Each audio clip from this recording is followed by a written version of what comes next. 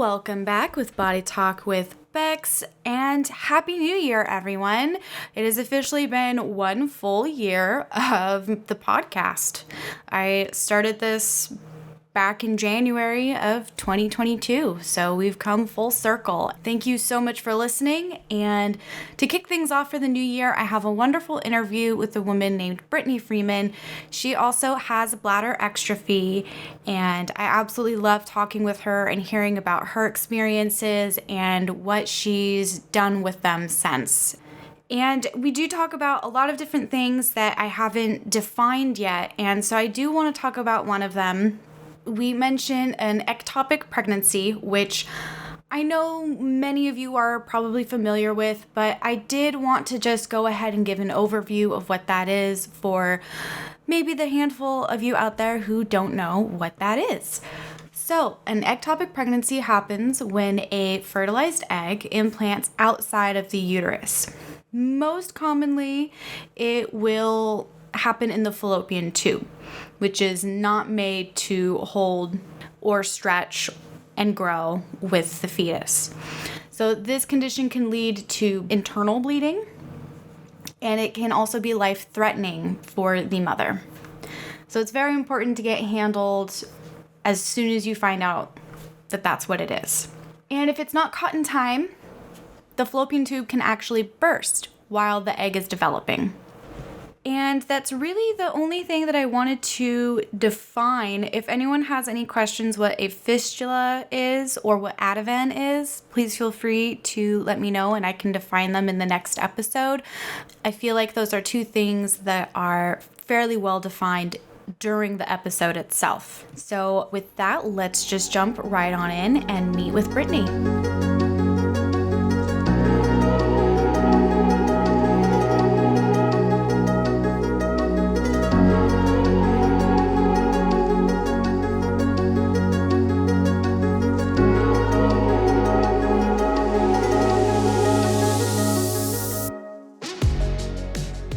Okay, so you were born with bladder exstrophy.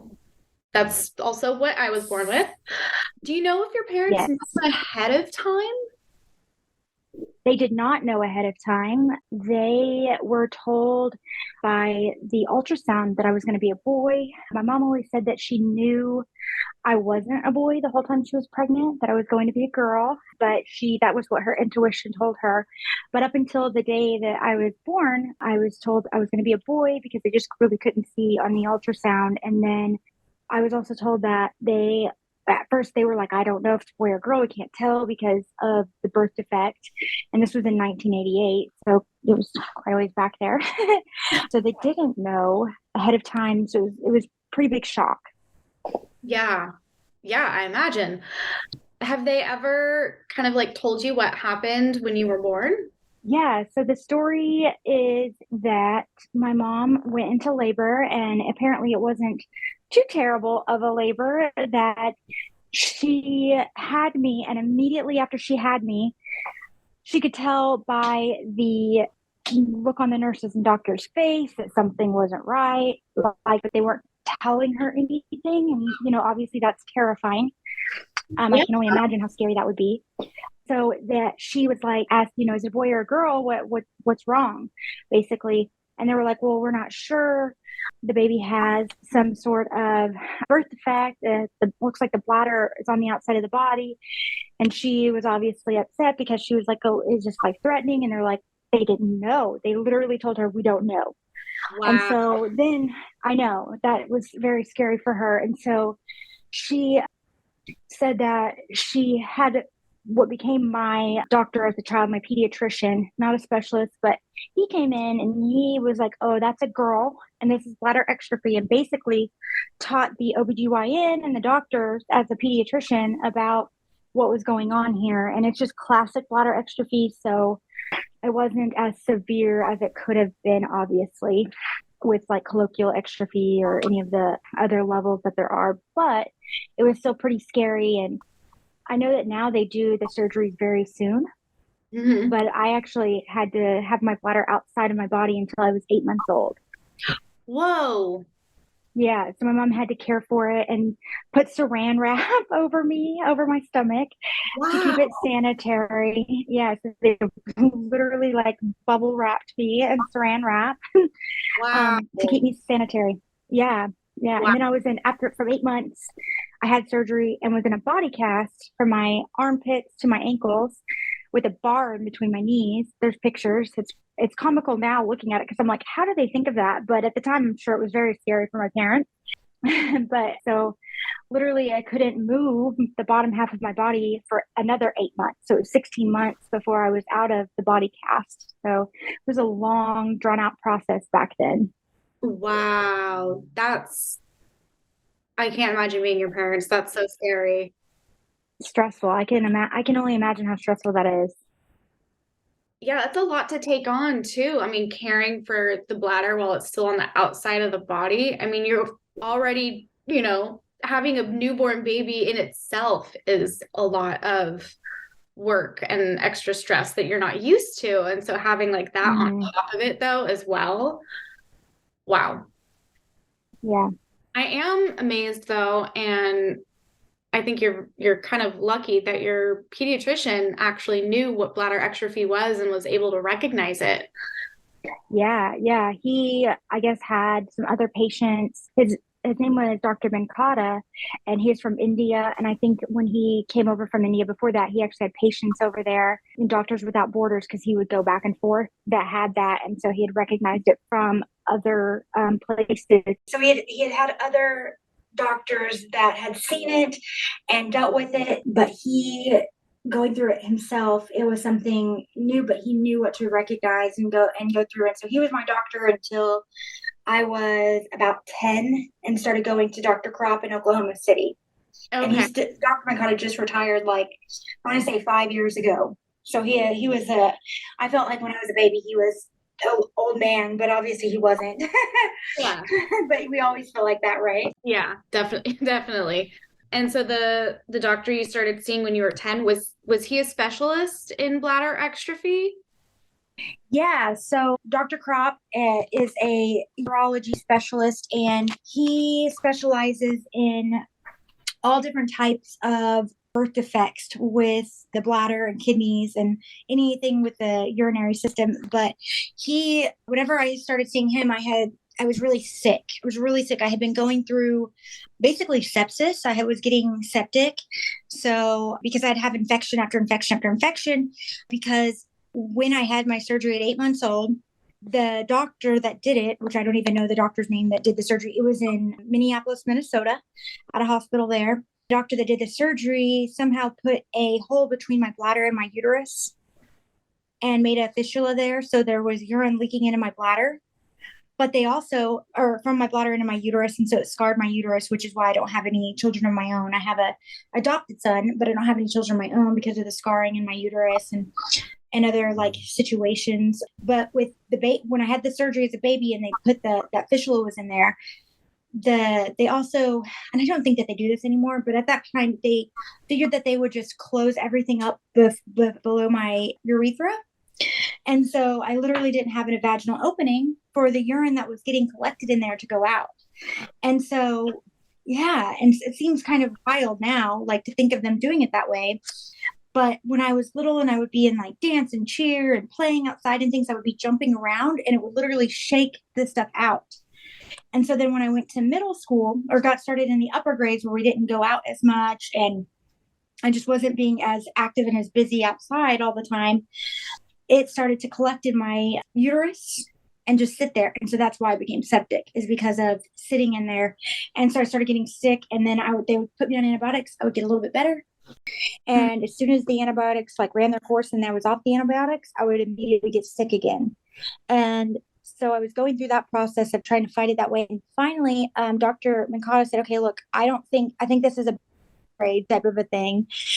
And it sent me to Oklahoma City from an hour and 50 to 50 away to see Dr. Cup, who was a specialist. And he looked at me within 3 seconds, figured it out. It was a intermittent catheter and kind of went past my bladder into my uterus and got all that stuff out. And I was better within a couple of days after him doing that. And so I did until I had my reconstruction surgery about a year later. Okay. And you had the reconstruction that hopefully fixed that hole so that you didn't have that anymore? Yes, yeah, at 11, and at 11 years old, I had the full reconstruction surgery, and it was like, I want to say something, 15 hours of surgery. Wow. And they were brought in like movie cameras. Yeah, they brought in like movie cameras because they had never before with fistula between the bladder and uterus. And so Dr. Crop was at OU, at Oklahoma University Children's Hospital, obviously a teaching school, and wanted to make sure that it documented to be able to teach the students coming in about what was a possibility that could happen. Wow. And so they did the recording and got my parents permission to record. And they were very scared because obviously it had been hours upon hours upon hours. And then a helicopter lands. They watch this helicopter land and run out with all this movie equipment, like movie studio equipment. And they're like, what in the world is going on? And then here comes Dr. Crop asking to record it with all this equipment. And they're like, oh my God. So Dad always said that was like the craziest thing that they encountered while they were in Oklahoma City at OU waiting for my surgery to be them coming in there at about 7 hours in, with another 6 hours, 5 or 6 hours or something like that left. And so it was obviously I don't remember it because I was unconscious, but I'm sure it was extremely nerve wracking. And also I do remember the one thing I remember about that entire day is I got up for my surgery at like, they woke me up at like 5 a.m. and they were like, do you want to ride in a wheelchair? I was like, no, I'll walk. And so I walked myself to the operating room, got on the table by myself and laid down. And I remember them telling me to count backwards from 100, and then that's it. Obviously, and I remember, honestly, I don't think I remember until like the next day or so because I was really out of it. The day before my surgery at 11 was the worst day because they give you the co-light stuff to clean out your system. Yeah. Terrible. Worst thing I've ever, one of the worst things I've ever experienced in the hospital. And so Crop, my mom tells me this. I don't necessarily remember it because they gave me Ativan because they had to do tube and it was like very traumatic. So they did an NG tube. They gave me a little bit of Ativan. Said Dr. Crop to check on after they had gotten a system and like in the bathroom. And he opened to make sure I was okay. And I just glared at him and said, leave me alone. Because he was just trying to check on me.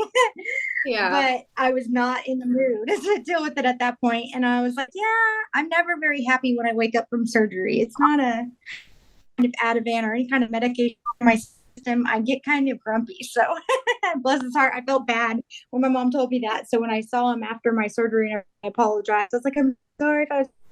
And he just laughed. He's like, you're fine. So he's very personable for sure. That's cute. So was that the last surgery that you've had?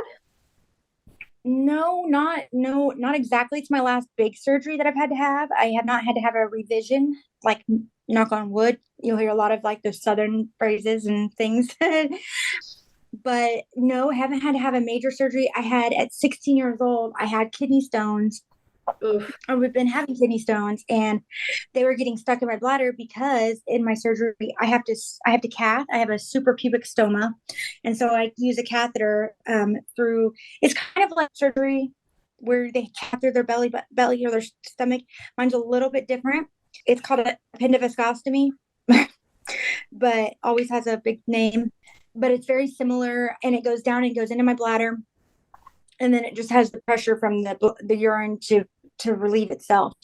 And Right. so because of that, the stones wouldn't come out and they would get trapped at the bottom of my bladder. And so it would like grow to be bigger because, they would just kind of collect and I could feel them moving. And I kept telling my mom and my dad, like, I feel something like moving like in there. I swear I'm not crazy. I really do. And then I had a kidney stone and it was really bad. It made me really sick. I guess it got stuck in my ureter and I still had another one in my kidney. And so I had to have this sound wave thing on my kidney to blast the one in my kidney. And then the one in my ureter, they had to put a tube in to remove and they had to cut like a small 1 inch in my bladder and remove all the stones. And it was something like 98 stones that had developed in there on top of the other ones. It was, Wow. yeah, it's a record for sure. He tells me all the time I hold the record. So like, I don't think that's the record I want to have. Wow. So that was the surgery. I had that at 16. I was a junior in high school. Wow. And I remember in high school, I remember them saying that I was out and in the hospital because I was having a baby. And I laugh at it. Even then I was like, y'all are ridiculous. I'm not having a baby. I had kidney stones. But teenagers have to make something up, you know? Yeah. Yeah. Wow. And I'm trying to think. I think right after I got married. So I may have been like the year that I got married and I got pregnant. And yeah, so I didn't think that I could get pregnant. So it was ectopic and it ruptured and I bled out for 2 days. Oh, And because I didn't know what I thought I had food poisoning or something because it made obviously I was physically dying, literally. yeah. And so I was throwing up and like you do when you're dying. And I was very sick and I ended up going to the hospital here in Tulsa. And a doctor who didn't know anything about bladder exstrophy or anything about the way I'm set up or anything was like, well, we need to do emergency surgery, but I don't know anything about your system or what or how it's set up, but I'm just gonna cut you open and move things around and look around in there and see what's going on. And I was like, I don't think so. No. And so apparently my mom got in touch with Dr. Crop, and Dr. Crop threatened to sue the crap out of her if she touched me. Because I mean, it was, yeah, he's pretty protective. I mean, obviously, they could have really damaged everything and that I had done before. And she did not elicit a lot of like confidence in her abilities because the way she brought it up to us was like, well, I don't know anything about it or what I'm going to do, but I think I'll just cut you open and look around and figure stuff out. I don't think so. So that's pretty terrifying. They were going to life flight me to Oklahoma City to go to be where Dr. Crop was, but it was icing. Like it was a little bit icy that night because it's in the winter. And I had to go in an ambulance because they had to be giving me blood the whole time. So, what I remember really well about that drive was they were listening to Carrie Underwood's very first album. Oh my gosh. And they were all singing and like checking on me and make sure I was okay. They were like, "You like Carrie Underwood?" I'm like, "Sure, yeah," and I do. But it was just like, "Yeah, I don't know. I don't know what I like right now. I'm too sick to care." So made it and had that taken care of. They took the ectopic pregnancy out and they actually had to remove that side on my fallopian tube. And so that was my last big surgery. I had a little procedure done, I think last year, where they just checked my stoma to make sure that it was still doing good and in good health, but it was really like a 30-minute procedure. They just knocked me out, checked it, and said, okay, it looks pretty good. You know, you're taking care of it well, because most people, from what I understand, have a revision, like a full revision surgery every 10 to 12 years. And mine is going on, well, I'm 34 and I've not had anything fixed on it because I'm super gentle and I try to be, I don't push or shove make my catheters go in. I really try to be as careful as I possibly can be so that I don't have to have another surgery. And that seems to be the ticket because I haven't had to have any.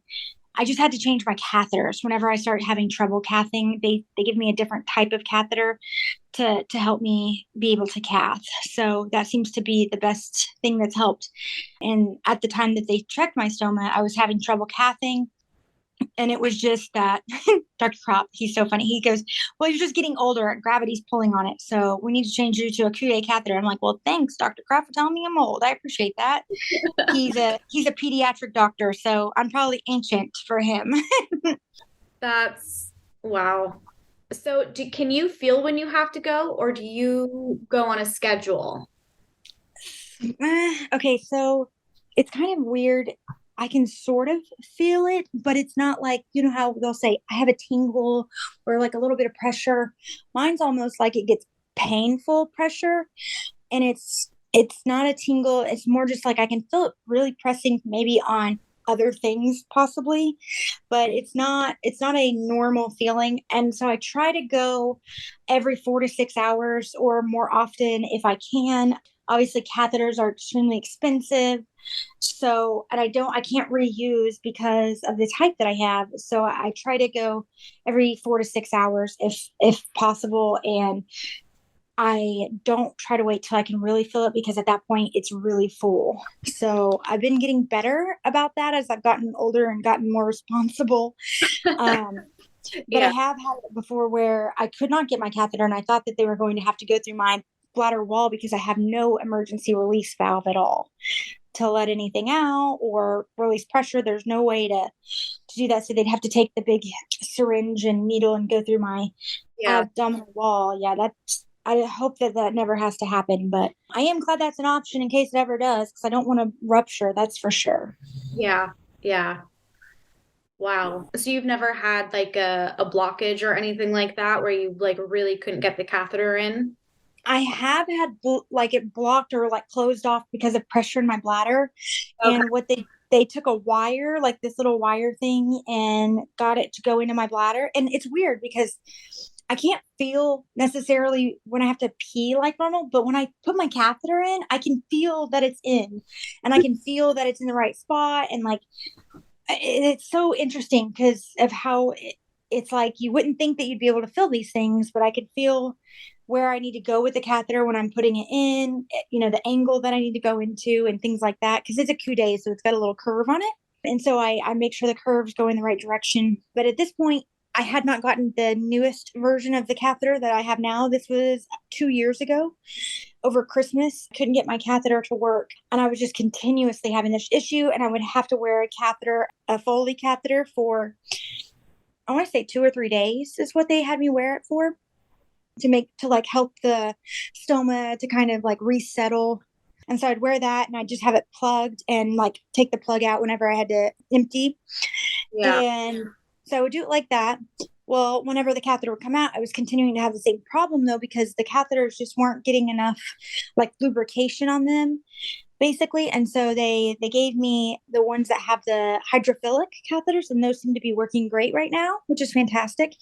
But whenever it got really blocked, instead of going through my abdominal wall, which I thought that they were going to have to do because nothing was working and I was in excruciating pain. I also have reflux whenever I get really full and it starts to, I can't cath, it'll reflux back into my kidneys. Reflux, there we go, back into my kidneys. And that is one of the most painful things I've ever felt. It is near as painful as a kidney stone. It is right up there with it. Yeah. It Yeah. is not fun at all. So I'm refluxing and they got this wire, and then they took, once I got the wire in there and I was like, it's in. I told them like I could feel it. And he was like, how do you know? And I'm like, because I can feel it. Because it was a doctor here in Tulsa that was doing it. He's a urologist, Dr. Saint in Tulsa. He's fantastic. He's the go-to guy in town when I can't make it to Oklahoma City, which is great. And so he took the catheter and cut the tip off the catheter, a really, really small one, and put it right over the wire and guided it into my bladder. And then it was able to come out and I was able to empty. And I have those emergency supplies at home and I take them with me on vacation trips, things like that, just in case something crazy happens and I can't get the catheter in, especially when we've gone out of the country. That's always a scary prospect is, am I even going to be able to get to a doctor if needed type of thing. So I always make sure I have all my equipment and emergency supplies just in case I have to do something like that myself. Yeah, that's smart. Yeah. What do you usually have like in your little emergency supplies kit? I have a catheter, the little metal wire. I don't know what it's called, but it's the length of a catheter. I need to look that up. I can't remember what they have a fancy name, I'm sure. But it's just a really thin, flexible wire. And I have that. I have and it goes from like I want to say a level 6 or a size 6, very small, all the way up to the size that I have every day, which I believe is a 14 French coude catheter. And so I have those to try a smaller version if, say, it gets a little bit pressure blocked. Because I've never had a stone, luckily, get stuck in there or anything and block it. But I've just had pressure blocks where my bladder's too full and I can't get the catheter to go past a pressure block. So I've been lucky in the sense that it's not ever been blocked up so far that there's no way to get around it. Yeah. because that could be very bad. I've also heard that like mucus can sometimes build up and create blockages. Hmm. Yeah, and so my bladder was very large naturally, which is not normal, like 800 cc's or something like that when I was 11, which was large. And they were very surprised by that. And so I didn't have to have an augmentation whenever they did my bladder reconstruction.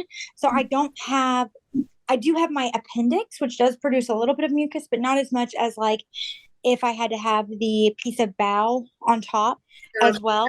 So that's why it's not a Mitrophanoff. That's why that's the appendivascostomy, is because it doesn't have the augmentation, I guess.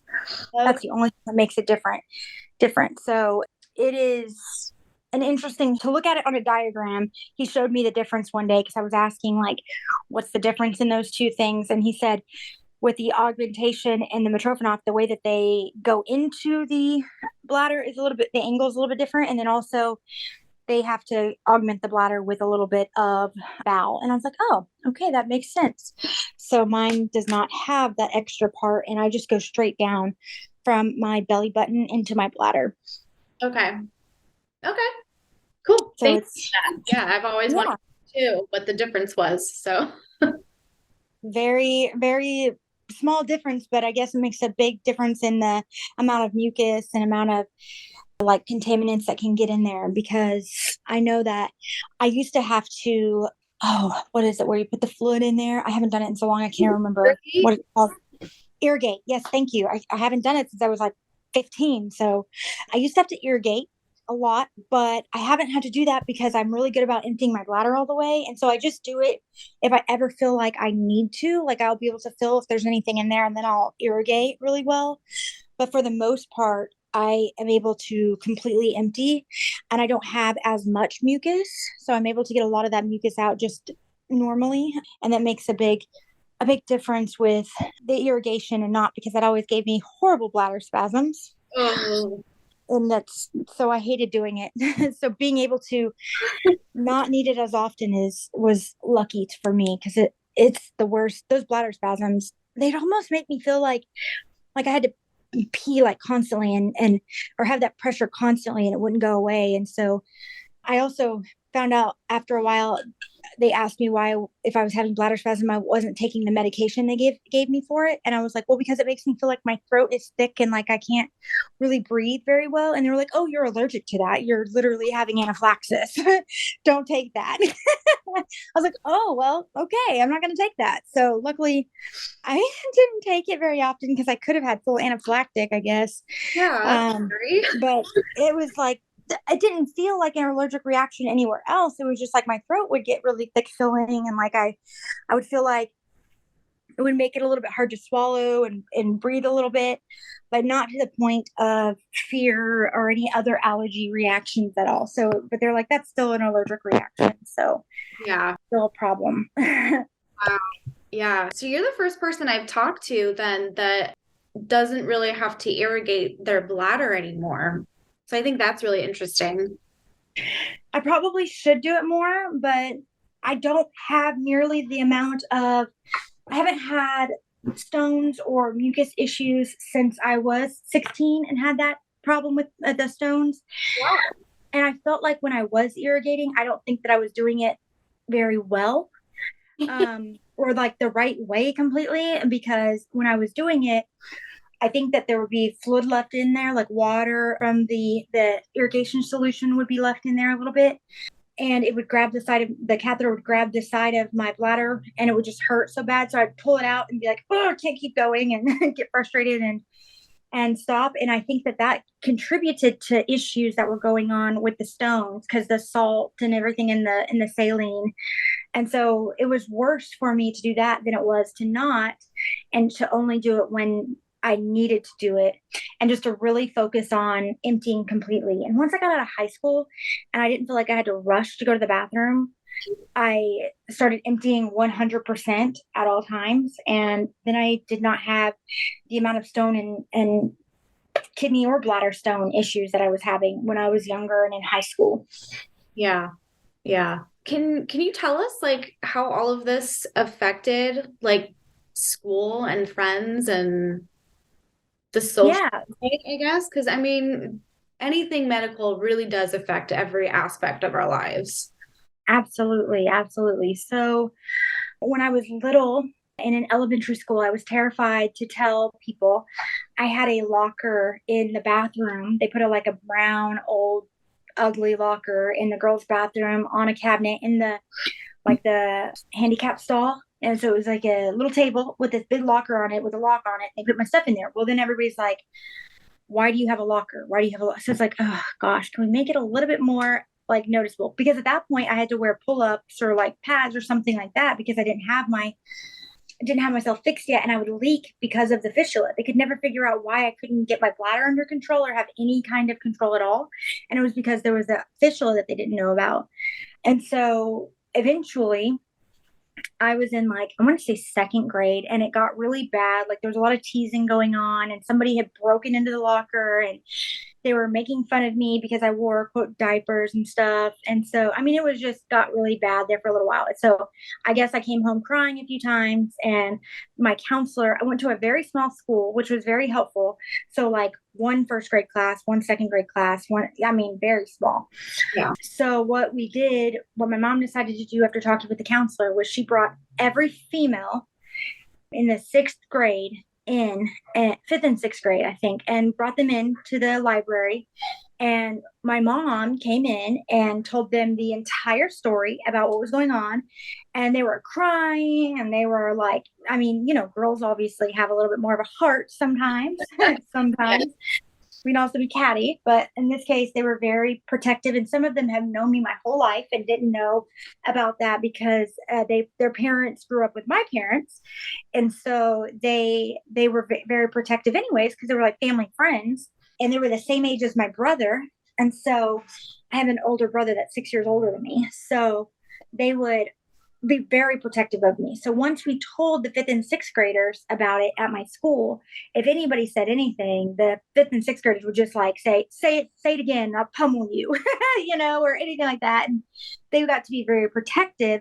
And so then we decided, okay, well, we should probably just tell all the girls because, and not the boys, because the boys, it's just a lot for a young boy. We didn't want parents to feel, any type of way. And girls can be a little bit more understanding. So we brought all the girls in, told all the girls. And then that really, in elementary school, it dealt with the bullying and issues and problems that came from that, which was great until about middle school. And then in middle school, we moved, which was horrible.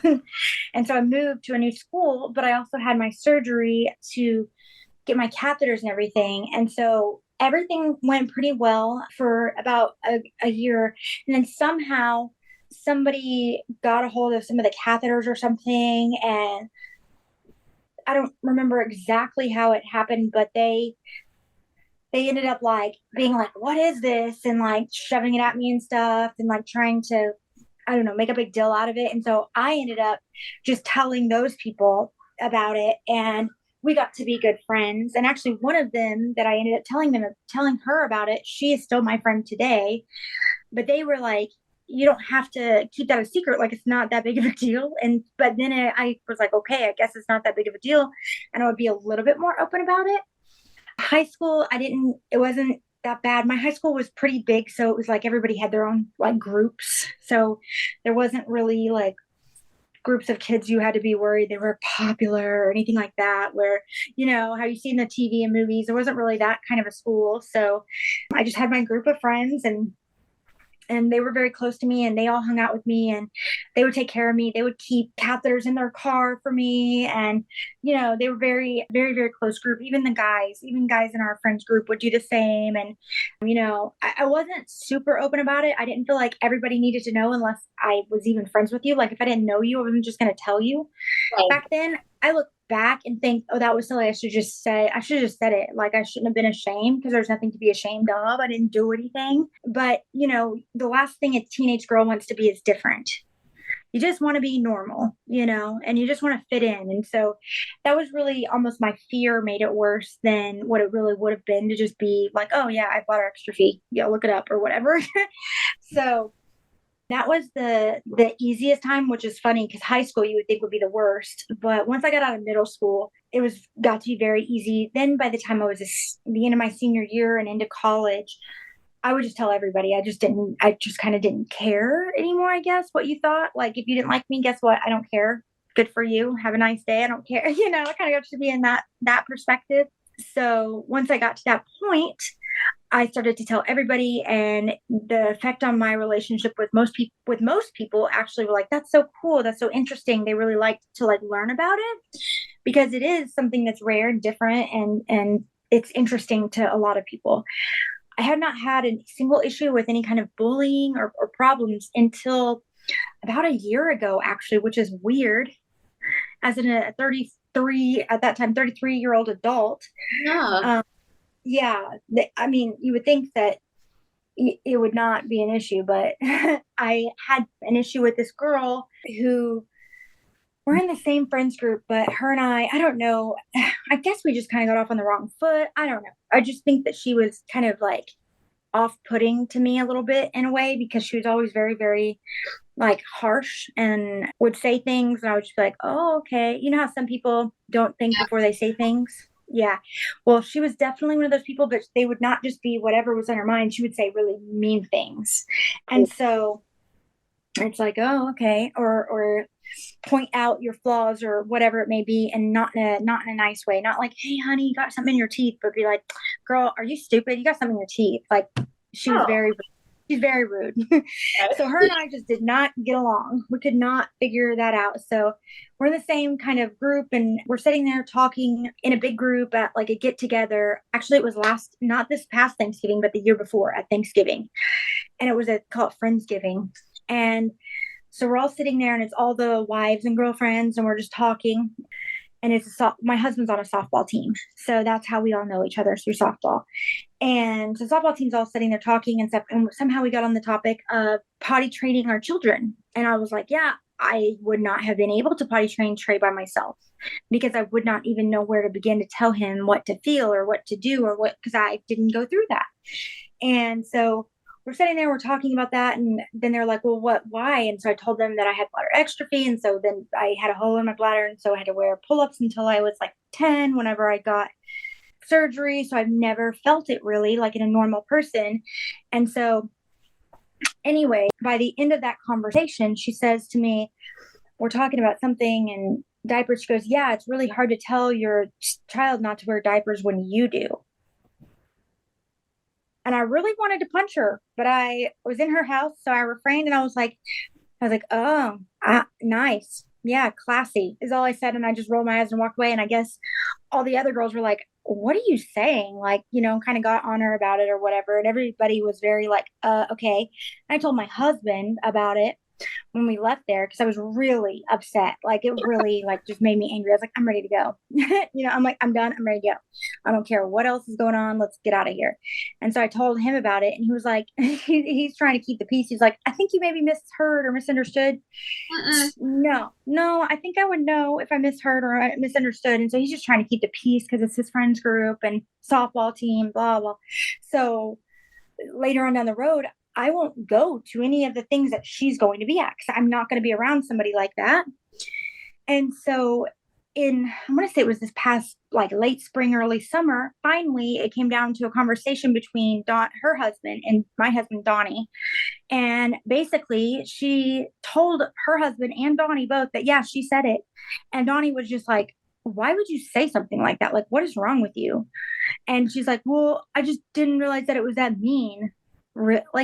Okay, whatever. She had to make up some kind of excuse. So she ended up apologizing.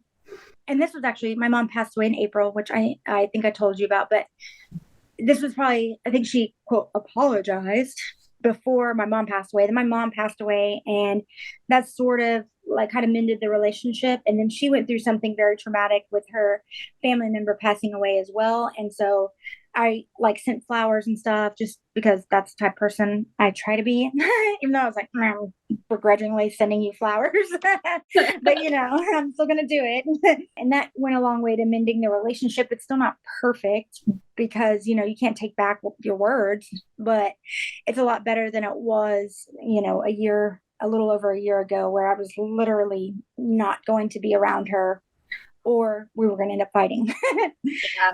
So, and I'm not like, I can be kind of spicy, but it takes a lot to make me that angry to where I'm just ready to, Yeah. go off right then. And like when I get really mad, I'll cry. And in the truck, I was crying, but I wasn't like crying because I was sad. I was crying because I was so angry.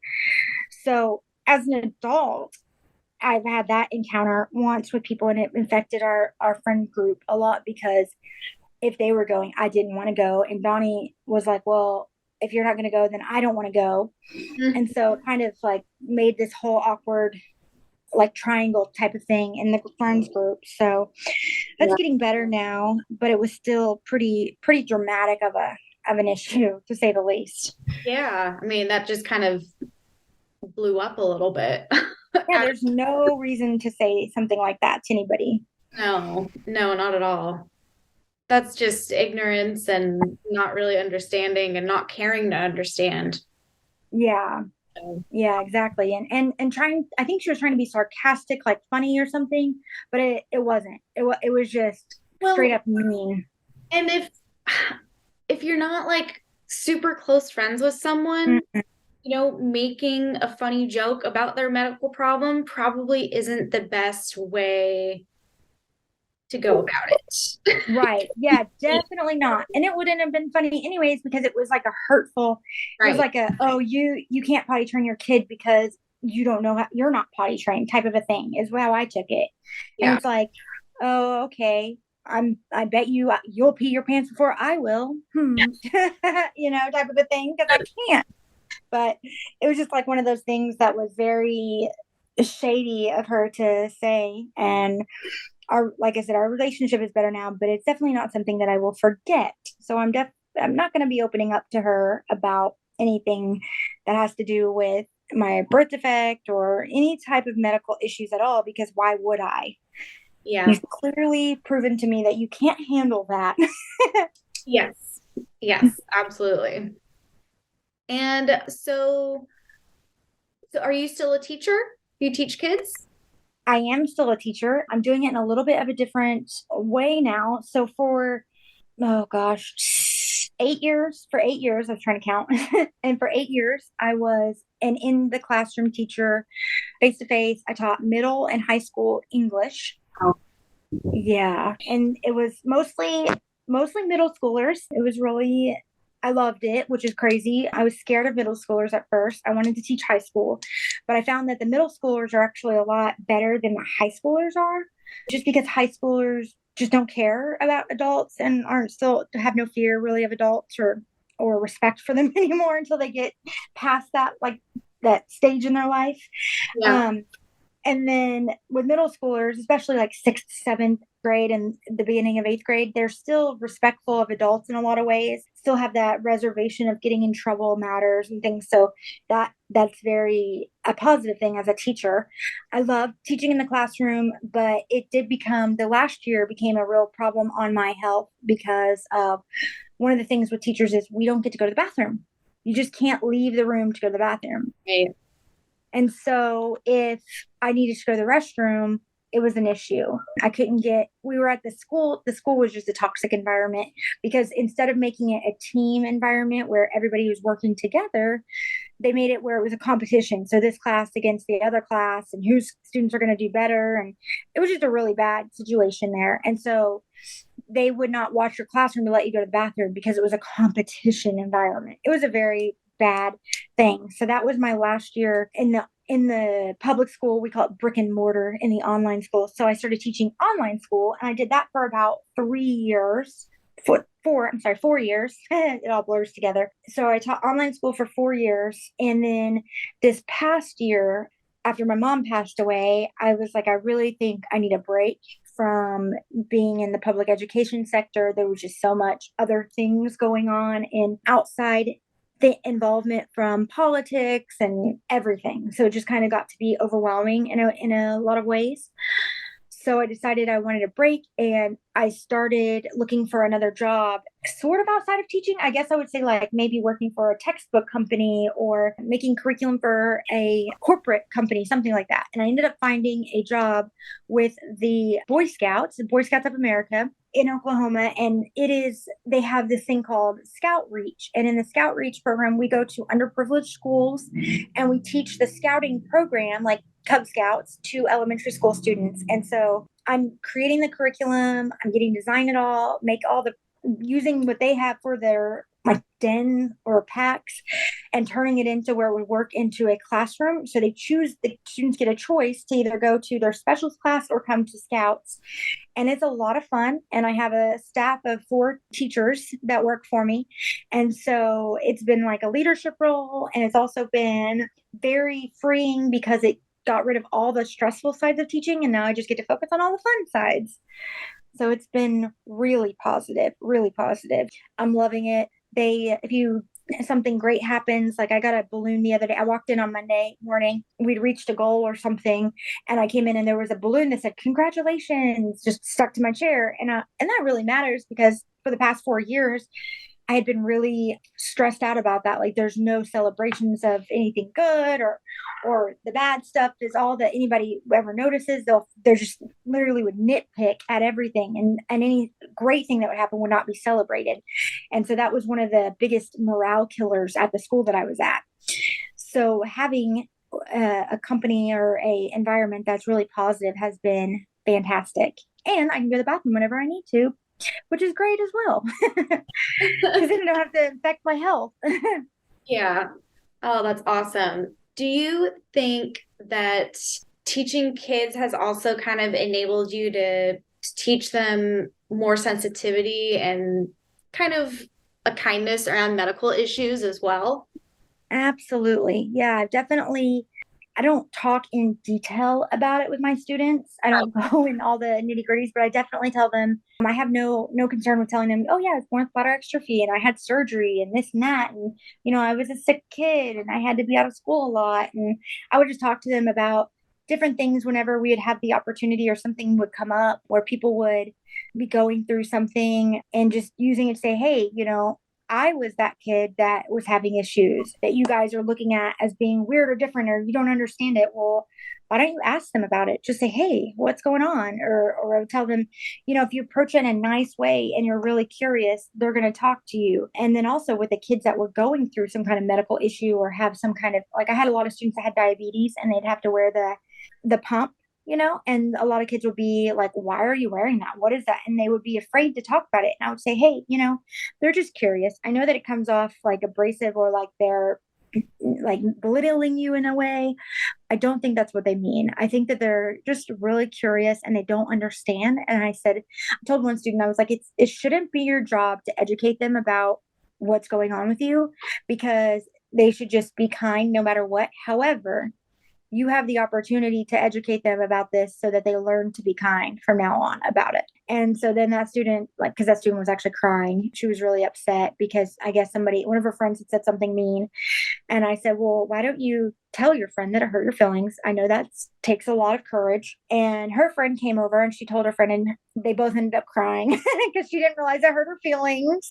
Aww. And so she cried. Like she was just curious. She was just truly, unsure. But it's funny because a lot of times as kids, we think people are being mean to us about whatever's different, but really they're just trying to figure it out or trying to understand it. And we just feel so singled out because we're different. And so that has been something when I was in brick and mortar schools, that was a huge benefit. I feel like to be able to help the students to do that type of learning that's a life lesson beyond just learning reading and writing. Yeah. Yeah. And so to expand on that, why do you think normalizing bodily differences among kids, like at a young age, is so important? I think that if you can get them to realize that being different is normal and that nobody is actually normal, they will be so much more understanding throughout their life. And also they'll feel less because everybody goes through something, right? Everybody has something. You may not go through it until you're an older teenager, or maybe you go through it when you're young, but everybody has something. So whenever they go through that, they will hopefully feel like, okay, I'm not weird, strange, and different. I'm not alone in this. Everybody has something going on with them. So I would also say that all the time, like you just never know what battles people are fighting when they're not in front of you. So you need to be kind to everybody. And so we would have discussions about that. But I really hope that that's something that I've been able to teach all of my students and get to continue to teach through my staff now. And when I go into the schools, we talk a lot about that.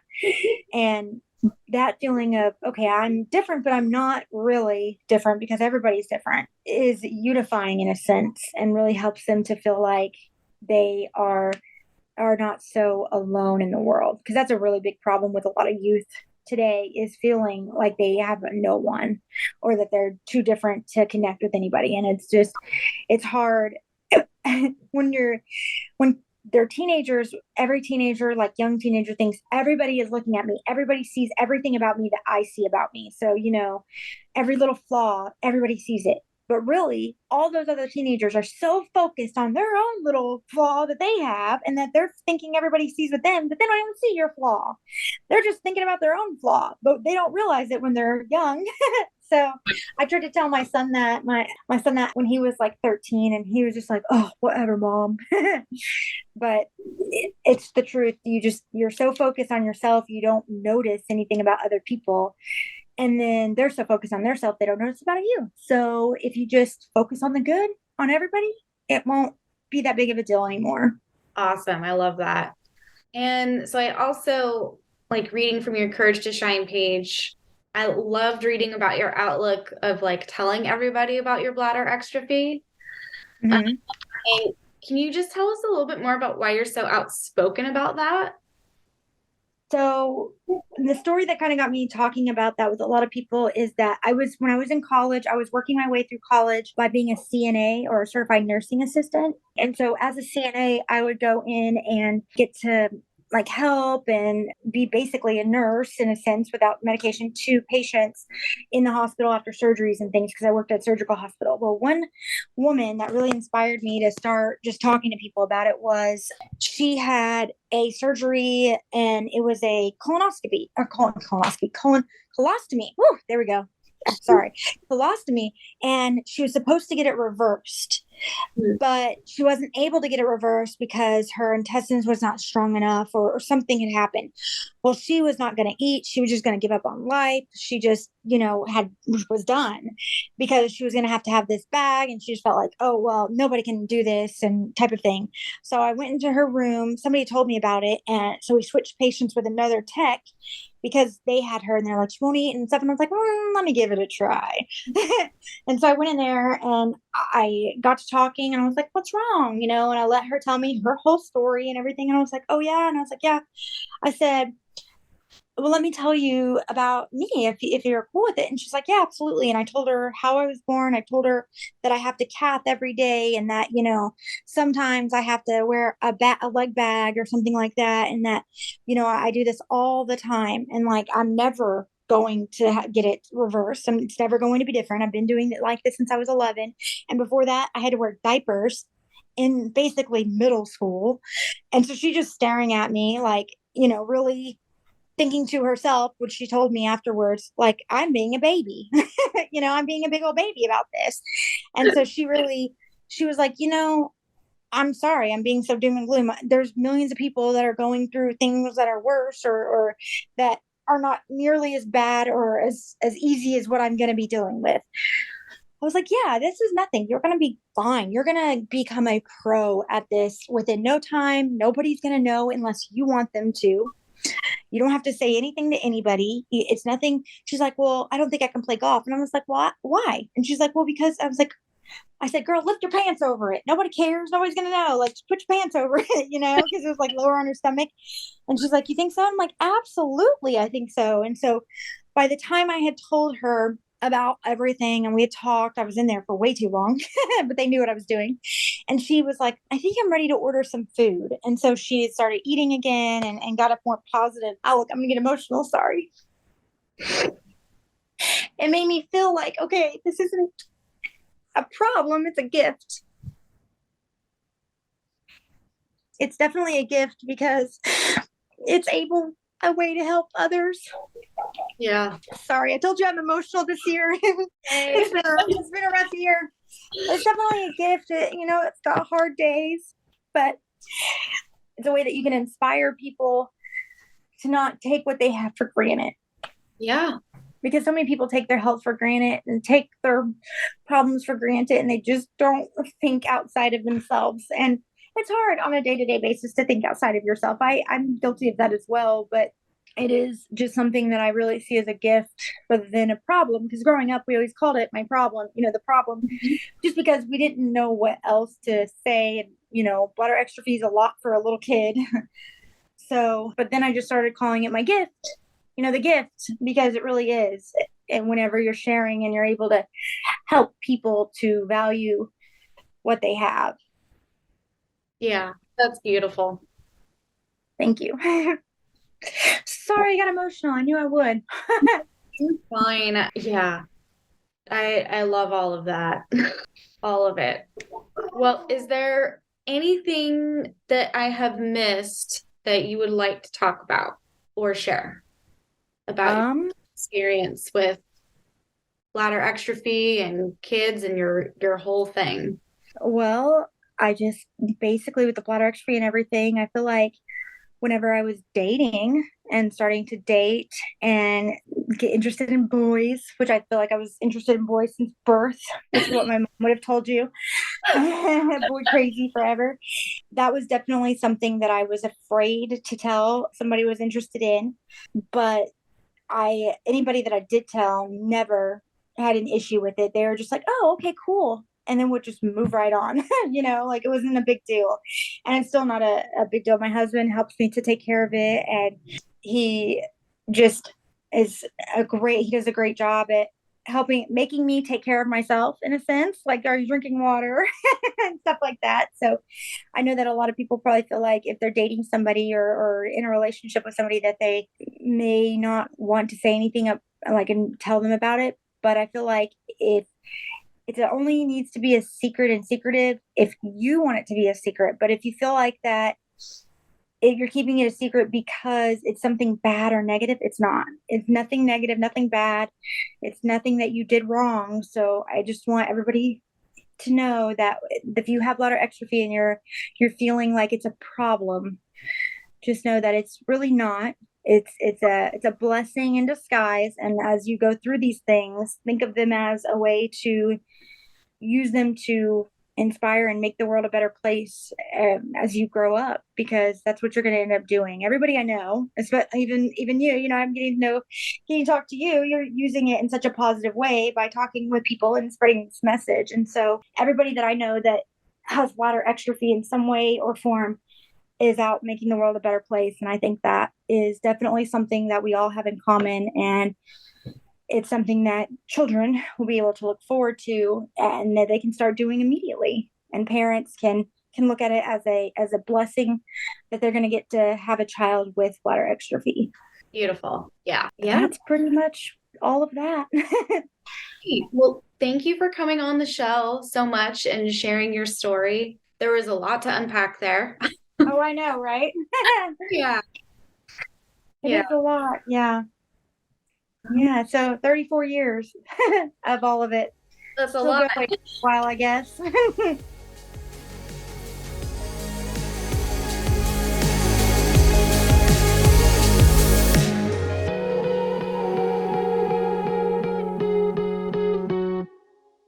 Thank you for listening to this week's episode of Body Talk with Becks. I hope you enjoyed jumping back in with me into weekly episodes and enjoyed meeting Brittney as much as I did.